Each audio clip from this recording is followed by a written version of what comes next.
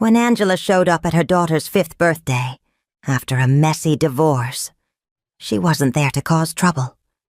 She just wanted to see her daughter, even for a moment. She came with one simple gift, and the quiet hope of holding her little girl just once.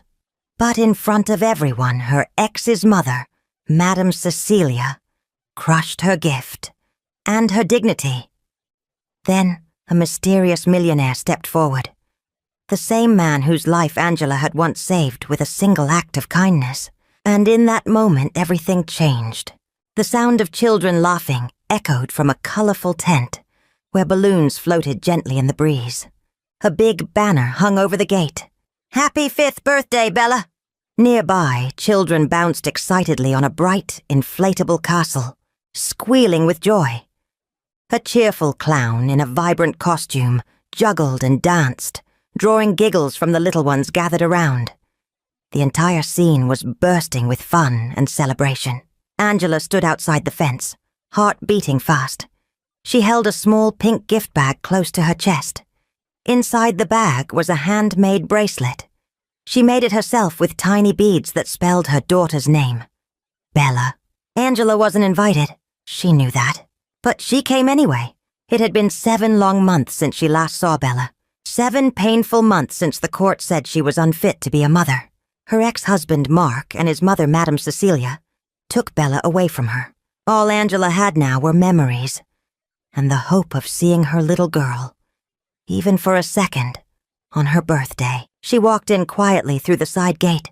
She didn't want to cause trouble. She just wanted to give Bella the bracelet and show her that her mother still loved her. Angela looked around the party. There she was, Bella, wearing a fluffy purple dress, spinning in circles, her cheeks full of frosting. She looked so happy, so innocent. Angela's eyes filled with tears. She took a small step forward. "What are you doing here?" A sharp voice cut through the air. Everyone turned. It was Madame Cecilia, tall, cold, and proud. She walked toward Angela with anger in her eyes. "You were told not to come near this family again," she snapped. "You are not invited. You are not wanted." Angela took a deep breath and said softly, "I just came to give Bella a gift, that's all." She held out the pink bag carefully. Her eyes flicked to Bella again. Her little girl was still playing near the cake table, unaware of the storm building just steps away. But Madame Cecilia wasn't moved. She sneered and looked down at the gift. "You think this cheap thing can get you back into her life?" "You are nothing, Angela. You lost your place when Mark left you. You are not Bella's mother anymore." Angela trembled. She saw the party guests watching. Some looked uncomfortable. Others took out their phones. Nobody stepped in. "I don't want to fight," Angela whispered. "I just made this bracelet for her birthday." Madame Cecilia stepped closer, her heels clicking loudly. Her pearls shined in the sun, but her face stayed cold. Then, with no warning, she slapped the gift bag from Angela's hand. The bracelet rolled out onto the ground. Angela gasped and knelt to pick it up. Crack! Madame Cecilia stepped on it with her heel. The bracelet broke into tiny pieces. Angela froze. Her heart broke all over again. Tears slipped down her cheeks as she knelt, silently gathering the shattered pieces of the only gift she had left to give. With trembling hands, she picked up the tiny beads one by one, her fingers brushing the grass, her vision blurred by grief. The guests watched. Still, no one moved. No one helped.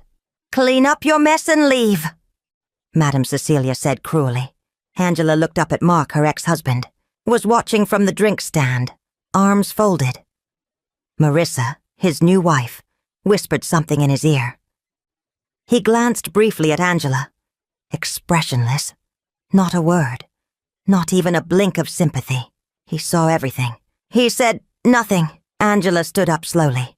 Her knees were dusty, her dress wrinkled. "I'll go," she said, voice low. "I don't want to ruin the party." She turned toward the exit. No one tried to stop her. But just before she reached the gate, "That was a cruel thing to do." The voice wasn't loud, but it stopped everyone. It came from the back of the garden. A man stood there, tall, well-dressed in a dark suit. His hair slicked back, His eyes calm but strong, he stepped forward, his gaze locked not on Angela, but on Madame Cecilia. "Oh, you didn't step on that bracelet because it was worthless," he said to Madame Cecilia. "You stepped on it because your heart is." Gasps echoed through the garden. "Who are you?" Madame Cecilia snapped. The man didn't answer right away. Instead, he walked over to Angela and gently picked up the broken bracelet beads from her hand, handling them as if they were made of gold. He turned them in his palm, quietly inspecting the damaged gift. "This was made with love," he said softly. "And it was destroyed in public, for pride." Angela blinked, unable to speak. Madame Cecilia crossed her arms. "You don't know her. You have no idea who you're defending." Finally, the man looked up. His voice remained calm. "Actually, I do." He stood now, tall beside Angela. 10 years ago," he said, turning to the crowd. "This woman gave me food when I had none. She looked me in the eye when I was nothing. She didn't know who I'd become. She simply cared." He turned back to Angela, eyes gentler now. "You may not remember me, but I remember you." Angela's lips parted in confusion. He smiled gently. "My name is David." Angela's mouth opened in shock. She whispered, "I don't remember." David nodded. "That's okay. But I remember every word you said. And today, I'm standing here because no one deserves to be humiliated for loving their child." He reached out his hand. Angela hesitated. Then she took it. For the first time that day, someone was truly standing with her. David turned to the crowd. "How many of you watched what happened and stayed quiet?" People shifted uncomfortably. "Kindness," he said, "shouldn't be harder than silence." He turned back to Madame Cecilia. "Your wealth doesn't give you the right to destroy others. You tried to erase Angela, but I see her, and I won't let her be silenced again." The crowd was stunned. David turned to Angela. "Would you like to give Bella her gift?" Angela looked down at the crushed bracelet. Only a few beads were still on the string. The rest were broken. "It's ruined," she whispered. David smiled. "Even broken things can be beautiful, especially when they're made with love." He handed her the broken bracelet. They walked together toward the cake table. The crowd stepped aside. From the other side of the garden, Bella looked up and saw them. She ran straight into Angela's arms. "Mommy!" Angela dropped to her knees and hugged her tightly, crying softly. "Why are you crying, Mommy?" Bella asked. "Because I'm happy to see you, baby." David stood back, watching. Madame Cecilia stepped forward, fuming. "This is not your moment. You're confusing the child." Angela started to speak, but David stepped in again.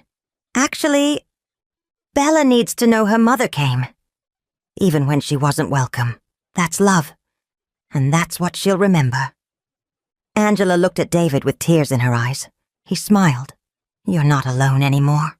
Later that evening, Angela sat on the pavement outside the party venue. Her knees were pulled up to her chest. Her dress was wrinkled, the hem dirty from kneeling. She still held the broken bracelet in her hand. Inside, the music played. Children laughed, but her daughter was gone.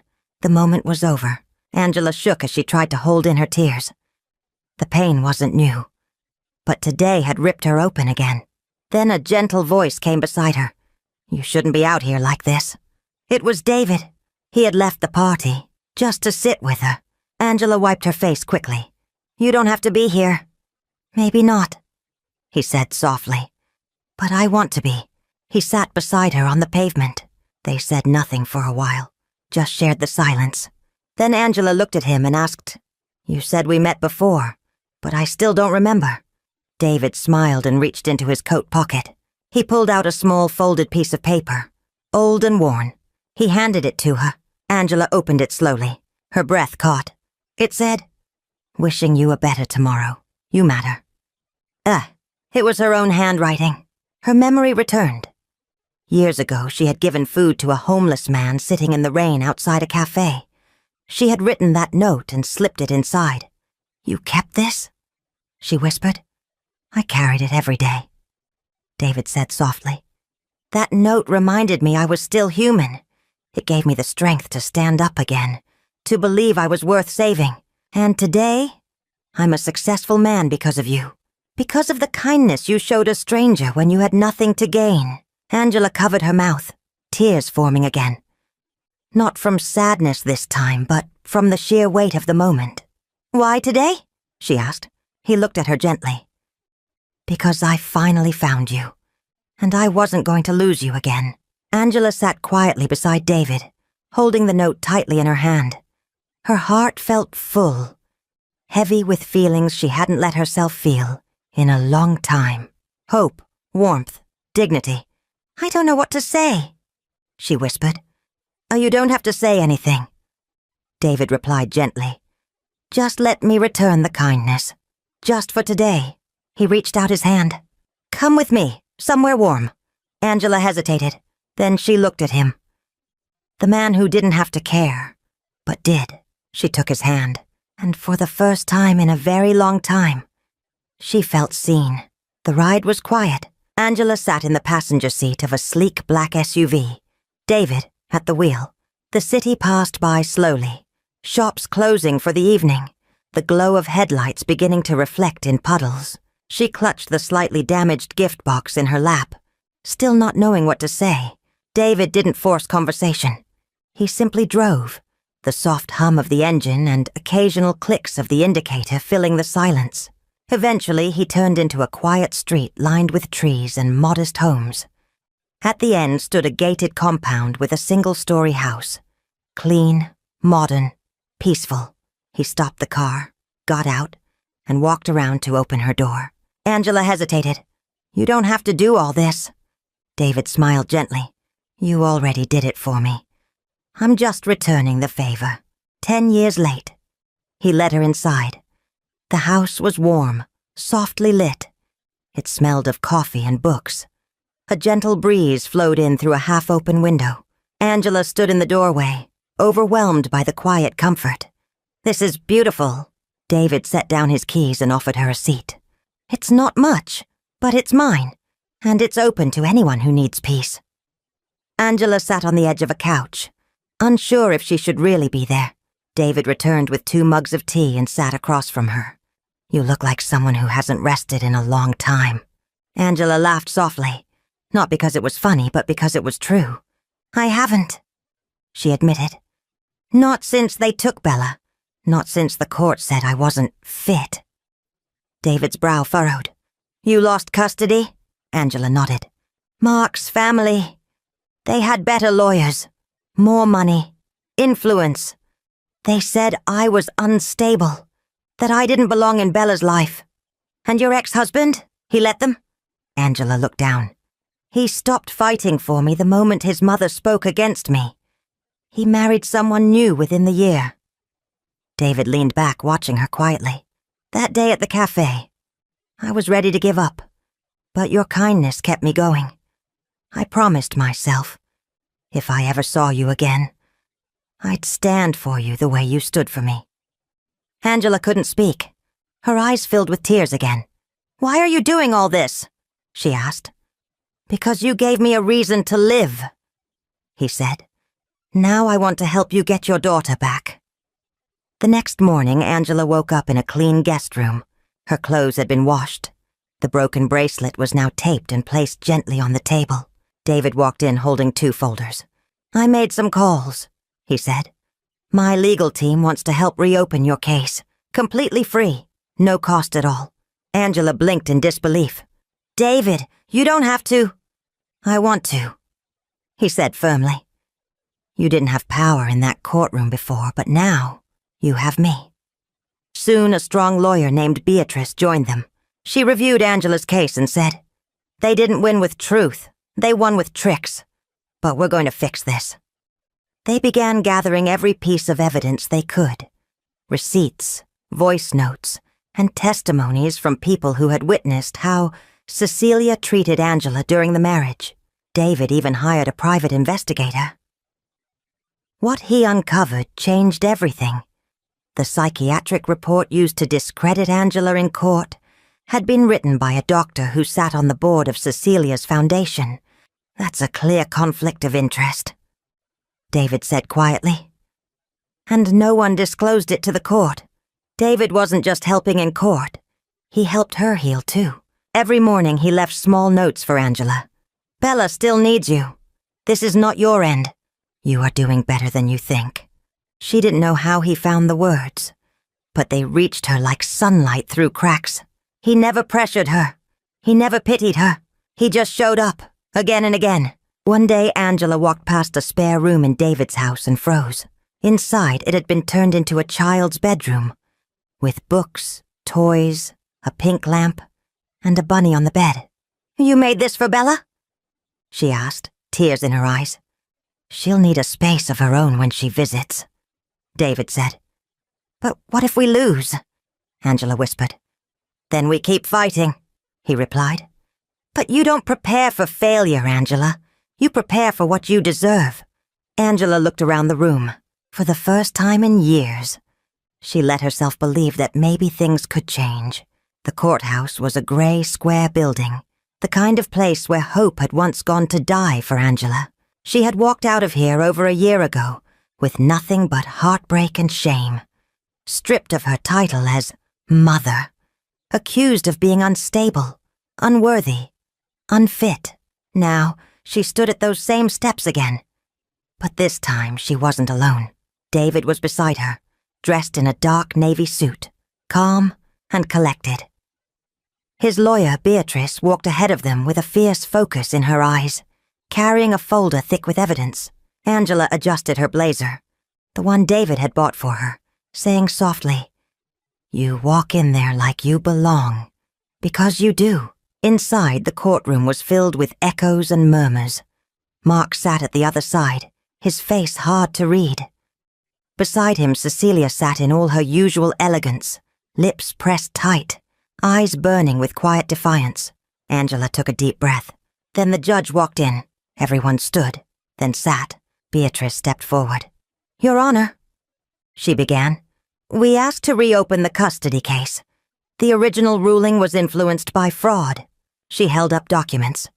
The psychiatrist who wrote Angela was unstable is connected to Madame Cecilia's foundation. They made donations to his clinic. This wasn't declared in court. Gasps filled the courtroom. We also have a new report from a certified court psychologist, Beatrice added. It shows Angela is mentally stable, responsible, and still deeply bonded to her daughter. The judge turned to Angela.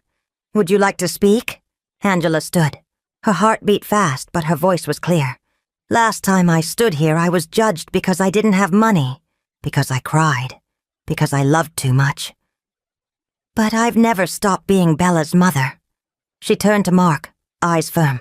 You promised to protect me, but when they tore me down, you said nothing. She turned back to the judge. I don't want pity. I just want to show my daughter that I never stopped fighting for her. The courtroom fell silent. Then the judge said, There is strong reason to believe the original ruling was unfair. I grant immediate supervised visitation to Miss Angela Jacobs. A full custody review will follow. We must not let wealth rewrite the truth. Angela gasped. Cecilia froze. Mark looked away, ashamed. And under the table, David reached for her hand. She held it tightly. Outside the courtroom, cameras flashed. Reporters shouted. But Angela didn't care. She looked up at the sky, the same one that had watched her suffer, and whispered, I'm still her mother, and no one can take that away again. David smiled beside her. You did it. Angela turned to him, tears in her eyes. No, we did. A year later, in a bright green park filled with balloons and handmade signs, Bella ran happily across the grass, full of laughter and light. The court had given Angela full custody. Her daughter was finally home. Not just in her arms, but in her life, where she truly belonged. A big sign said, Bella's 6th birthday, with Mom. Angela stood in the middle of it all, wearing a light blue dress. Her hair was pinned back softly, and for once, her smile came naturally. She didn't have to force it. Joy kept rising inside her like sunshine. Bella ran toward her with frosting on her cheeks, a balloon string in one hand, and a paper crown sliding off her head. "Mommy, look what I made." Angela bent down and picked her up. "It's beautiful, just like you." Not far away, David stood under a tree, holding a tray of juice boxes. He wore a white shirt and watched the moment like he'd waited his whole life to see it. Angela caught his eye, and he nodded. They didn't need words. He had helped make this moment real. Then something unexpected happened. At the edge of the park, Mark and Madame Cecilia showed up. They stood just outside the fence, looking unsure and out of place. Mark held a small gift wrapped in silver paper. Cecilia stood straight and quiet, her eyes serious. Mark stepped forward. "Angela, we came to say something." Cecilia took a breath and said, "I was wrong about you, about everything." Angela's face stayed calm. "You humiliated me. You took my child. You tried to erase me." Cecilia looked down. "I know. I don't expect you to forgive me. But I hope you'll let us try to do better, for Bella's sake." Angela looked at her daughter, laughing and playing in the grass. Then she turned back and said softly, "I forgive you, but I'll always remember what it cost me." She looked at David, "Because through all the pain, I found something stronger than revenge. I found family." Mark had nothing to say. Cecilia wiped a tear. Angela turned back to the party. The music played again. Children laughed. The wind moved gently through the trees. Angela looked at David and whispered, "This is her real birthday, her real beginning." David smiled. "And yours too." They stood together, a mother, a daughter, and a man who helped her heal. They were not connected by blood, but by love and choice. The music rose. The joy grew. Angela smiled like a woman who had finally come home. Later that day, they walked through the park, hand in hand. The sun was warm. The breeze was soft. They passed a bench where Angela had once sat alone, dreaming of seeing her daughter again. She stopped and said, "I used to come here and pretend I wasn't falling apart." David asked gently, "And now?" Angela watched Bella skip ahead, laughing. "Now I know, I made it." They sat on the grass. Bella handed Angela a cinnamon bun. "Mommy, I saved the biggest one for you." Angela laughed and hugged her tight. "Thank you, my sweet girl." As Bella chased butterflies, Angela turned to David and said, "I used to think family meant blood or marriage. But now I know. Family is who stays, who believes in you, who says, you belong." David nodded. "And you became the kind of woman who helps others believe again." He handed her a small card. Angela opened it. It read, "You are already enough." She closed her eyes and breathed in deeply. She wasn't broken anymore. She had been rebuilt, with love, with faith, with people who never gave up on her. As night fell, they walked home. Bella was in the middle, holding both their hands. They didn't look like a perfect family, but they were something better. A family made by choice. A love built on trust. A story that turned pain into peace. The stars came out, and under their light, they walked forward. Together, the end. If this story touched you, please like, comment, and subscribe for more true-to-life stories of love, loss, and redemption. You never know. Your kindness could change someone's world.